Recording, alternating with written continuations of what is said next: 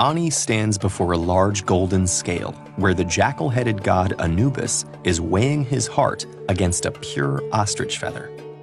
Ani was a real person, a scribe from the Egyptian city of Thebes who lived in the 13th century BCE. And depicted here is a scene from his Book of the Dead, a 78-foot papyrus scroll designed to help him attain immortality.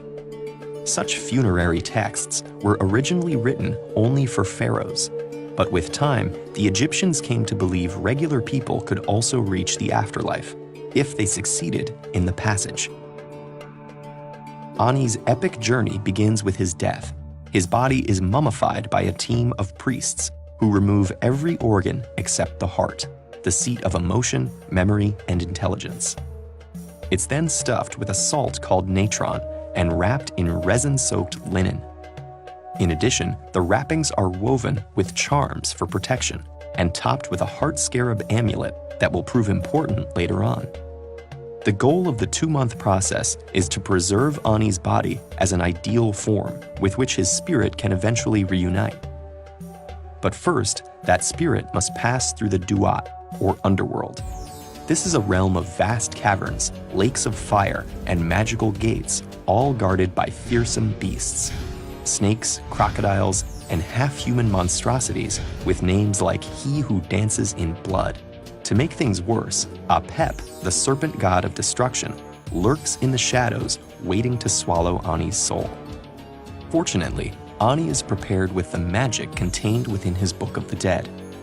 Like other Egyptians who could afford it, Ani customized his scroll to include the particular spells, prayers, and codes he thought his spirit might need. Equipped with this arsenal, our hero traverses the obstacles, repels the monster's attacks, and stealthily avoids Apep to reach the hall of Ma'at, goddess of truth and justice. Here, Ani faces his final challenge. He is judged by 42 assessor gods, who must be convinced that he has lived a righteous life. Ani approaches each one, addressing them by name and declaring a sin he has not committed. Among these negative confessions, or declarations of innocence, he proclaims that he has not made anyone cry, is not an eavesdropper, and has not polluted the water. But did Ani really live such a perfect life? Not quite, but that's where the heart scarab amulet comes in.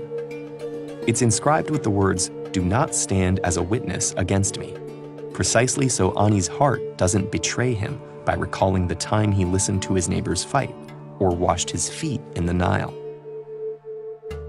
Now it's Ani's moment of truth, the weighing of the heart. If his heart is heavier than the feather, weighed down by Ani's wrongdoings, it'll be devoured by the monstrous Ammit, part crocodile, part leopard, part hippopotamus, and Ani will cease to exist forever. But Ani is in luck. His heart is judged pure. Ra, the sun god, takes him to Osiris, god of the underworld, who gives him final approval to enter the afterlife. In the endless and lush field of reeds, Ani meets his deceased parents. Here there is no sadness, pain, or anger, but there is work to be done. Like everyone else, Ani must cultivate a plot of land, which he does with the help of a Shabti doll that had been placed in his tomb. Today, the papyrus of Ani resides in the British Museum, where it has been since 1888. Only Ani, if anyone, knows what really happened after his death. But thanks to his Book of the Dead, we can imagine him happily tending his crops for all eternity.